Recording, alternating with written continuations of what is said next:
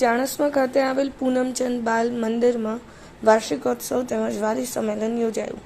ચાણસ્મા શહેરની અંદર આવેલ પૂનમચંદ બાલ મંદિર ખાતે આજ રોજ વિવિધ મહાનુભાવોની ઉપસ્થિતિમાં વાર્ષિકોત્સવ તેમજ વાલી સંમેલન યોજાયું હતું, જેમાં મોટી સંખ્યામાં વાલીગણ તેમજ સામાજિક અગ્રણીઓ ઉપસ્થિત રહી કાર્યક્રમને દીપ આપ્યો હતો. ચાણસ્મા શહેરની અંદર આવેલ પૂનમચંદ બાલ મંદિર ખાતે આજ રોજ વાર્ષિકોત્સવ તેમજ વાલી સંમેલન યોજાયું હતું, જ્યાં સૌપ્રથમ ઉપસ્થિત મહાનુભાવો તેમજ બાળકોની હાજરીમાં પ્રાર્થના ગીત રજૂ કર્યા બાદ સ્વાગત ગીત રજૂ કરવામાં આવ્યું હતું. ત્યારબાદ મહાનુભાવોના વરદ હસ્તે દીપ પ્રાગટ્ય કરી કાર્યક્રમને ખુલ્લો મૂકવામાં આવ્યો હતો, તેમજ મહેમાનોનું સ્વાગત પુષ્પગુચ્છ દ્વારા કરવામાં આવ્યું હતું. ત્યાં યોજાયેલ કાર્યક્રમમાં વિવિધ પ્રકારના સાંસ્કૃતિક કાર્યક્રમ યોજાયા હતા. ત્યારબાદ પ્રાસંગિક પ્રવચન તેમજ ઇનામ વિતરણનો કાર્યક્રમ યોજાયા બાદ સમારંભના પ્રમુખ શ્રી દ્વારા ઉદ્બોધન કરવામાં આવ્યું હતું. તેમજ યોજાયેલ કાર્યક્રમમાં યોગાચાર્ય મામાશ્રી દ્વારા આશીર્વચન પાઠવ્યા હતા. આમ સમગ્ર કાર્યક્રમ સાથે સંપન્ન થયો હતો. અત્રે યોજાયેલ કાર્યક્રમમાં યોગાચાર્ય મામાશ્રી, મુખ્ય મહેમાન શ્રી વસંતભાઈ આત્મારામભાઈ પટેલ, અતિથિ વિશેષ શ્રી ચંદુભાઈ એમ પટેલ, મનુભાઈજી પટેલ, નિકુંજભાઈ ખોડાભાઈ પટેલ, કુમારી શોભનાબેન બી પટેલ તેમજ નાથાલાલજી સથવારા, દિલીપભાઈએ સુખડિયા, મહેન્દ્રભાઈ દેસાઈ, સંજયભાઈ કુમાર ભાવસાર, રમેશભાઈ સથવારા, અરવિંદભાઈ શાહ, હેતલબેન રાવલ સહિતના હાજર રહ્યા હતા. પ્રવીણભાઈ સથવારા, પાટણ ન્યૂઝ 24, ચાણસ્મા. ખરેખર અભિનંદનને પાત્ર છે. સુષુપ્ત મન ઉપર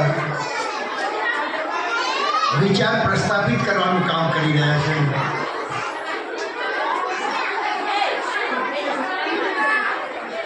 ભારતની પવિત્ર ભૂમિને સન્માન મળે, તેના માટેનો પ્રેમ વધે. અત્યારે સામાન્ય એક ગીત બીના સ્વરૂપમાં મૂકીને વટવૃક્ષ બનશે એવો મારો પૂરો આશાવાદ છે. ખૂબ મોટું કામ કરી રહ્યા છે.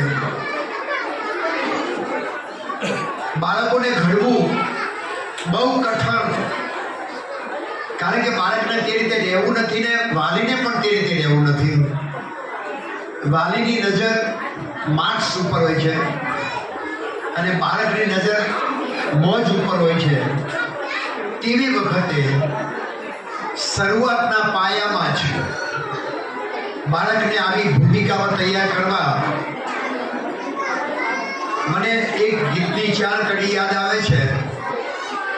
એક ખાણમાંથી 2 સરખી શિલાઓ સાંપડી, એકની મૂર્તિ ઘડી, એકને જોવા લોકો ટોળે મળે છે, બીજા ઉપર ચપ્પલ ઘસે છે. અત્યારે ખ્યાલ નહીં આવે, પરંતુ આ જ બાળકો મોટા થશે ત્યારે તેમના મા બાપુજીને, રાજ્યને અને દેશને તે લોકો નજરમાં રાખીને પોતાનું જીવન વ્યતીત કરશે તેવો મારો વિશ્વાસ છે. 90 વર્ષ સુધી સતત આ સંસ્થાને આ રીતે માર્ગદર્શક તરીકે એક વિચારશીલ રજૂ કરીને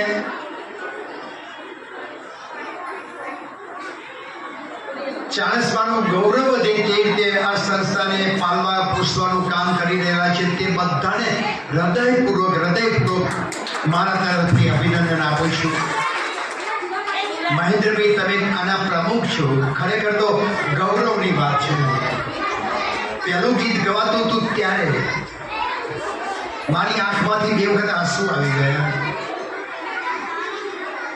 અદ્ભુત ખરેખર. મને વધારે બોલવાની ટેવ છે, પરંતુ મારું બીજું પ્રોગ્રામ ગાંધીનગરમાં ગોઠવાઈ ગયેલો છે, તેમાં મારે જવું પડે તેવું છે. મને લાગે તેટલા ખાતર તમે વહેલા મને ચાન્સ આપ્યો છે, તે બદલ તમારા બધા લોકોનો આભાર માનું છું. બીજો પ્રોગ્રામ છે તેમાં મને એટેન્ડ થવું પડે એવું છે, માટે હું અહીંયા જ હૃદયપૂર્વક બધે સ્ટાફને ખૂબ હૃદયપૂર્વક અભિનંદન આપું છું. અને જો પહેલા ગીતને લઈને તમે બાળકોને લઈને મારા ત્યાં આવી શકો ખુરશબ અસ્માકમ હૃદય ઉપર, તો આપને હૃદયપૂર્વક આમંત્રણ છે. ત્યાં આગળ બાળકોનો પ્રોગ્રામ રજૂ કરશું. ભોજન આપશું, તમને પણ ખૂબ ખૂબ આગ્રહ કરશું. તો એક મારી હૃદયની ઈચ્છા બતાવી છે સંજયભાઈ, તો તે પ્રમાણે તમે આવશો ભાઈ તો મને ખૂબ આનંદ થશે. તો બધાને હૃદયપૂર્વક નમસ્કાર કરીને હું અહીંથી વિદાય લઉં છું. મનુભાઈ સાહેબ, હૃદયપૂર્વક ખૂબ ધન્યવાદ. ઉપસ્થિત આપણા આદરણીય વડીલ માજી પ્રમુખ સંસ્થાના નાથા કાકા નીચે બેઠા છે એટલે એમની હાજરી બોલવી પડે. આપણા સૌના આદરણીય વડીલ વસંત કાકા, આપણા માજી પ્રમુખ ભગત વિષ્ણુભાઈ, નિકુંજભાઈ, બેન અને અન્ય સંસ્થાના આગેવાનો, ભાઈઓ અને બહેનો, સૌ પ્રથમ તો હું અભિનંદન આપીશ આચાર્યબેન હેતલબેન અને જાગૃતિબેન તથા તેની સાથી ટીમને. કારણ કે અમે તો આ 2 કલાક આવ્યા, ભાષણ કર્યું, નીકળી ગયા, પણ હકીકતમાં મને લાગે ત્યાંથી 6 મહિના સુધી આ લોકોને મહેનત કરવી પડશે. આપણા આદરણીય વડીલ મનુ કાકા, જેમણે હમણાં બહુ સારી વાત કરી કે ભાઈ આ સંસ્થા કોઈ પણ સંસ્થા ચલાવી તો આર્થિક પાસું તો જોઈએ. એમાં જે વડીલોએ યોગદાન આપ્યું, નીચે તો મનુ કાકાએ મારા પિતાજીને આજે 14 વર્ષ થયા સ્વર્ગસ્થ સમતાભાઈ દેસાઈને યાદ કર્યા કે ભાઈ આ ગામમાં તેમનું જે તે હતું. પણ આ ફોટાવાળા દાતાઓને પણ હું વંદન કરીશ, કારણ કે મનુ કાકાએ જે વાત કરી એ 100% સાચી છે કે જે સંસ્થા ચલાવવા માટે યોગદાન જેને આપ્યું હોય એને યાદ કરવા જોઈએ. મનુ કાકાએ બીજી એમના ભાષણમાં જે વાત કરી કે આ સંસ્થાના પ્રમુખ તરીકે મહેન્દ્રભાઈ સાથે છે ને રહેવાના છે, તો આ સંસ્થામાં જ્યારે બી તકલીફ પડે ત્યારે ઊભો છું, તેની હું ખાતરી આપું છું.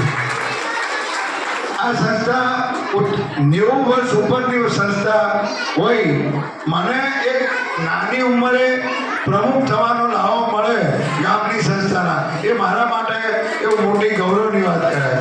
મારા બાપાના મરી ગયા પછી એક આ સંસ્થા, એવી મજૂર મહાજન સંસ્થા જે મહાત્મા ગાંધીએ સ્થાપી હતી, એને 107 વર્ષ થયા, એમાં પણ મંત્રી બનવાનો મને લાવો મળ્યો છે. એ મનુ કાકા જાણે છે, મારા માટે ગૌરવની વાત ગણાય. આ છોકરાઓ હમણાં બખાડો કરતા હતા, તો બખાડો કરે એ કંઈ કરી શકે, અને એમાં પાછું ચાણસમાનું પાણી છે. એટલે એમની માતાઓએ જે ઉછેર્યો એમને પણ અભિનંદન આપું છું.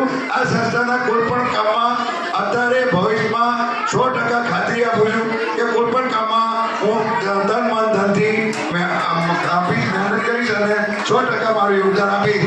એ સાથે વિરમું છું. જય હિન્દ, જય ગોગા.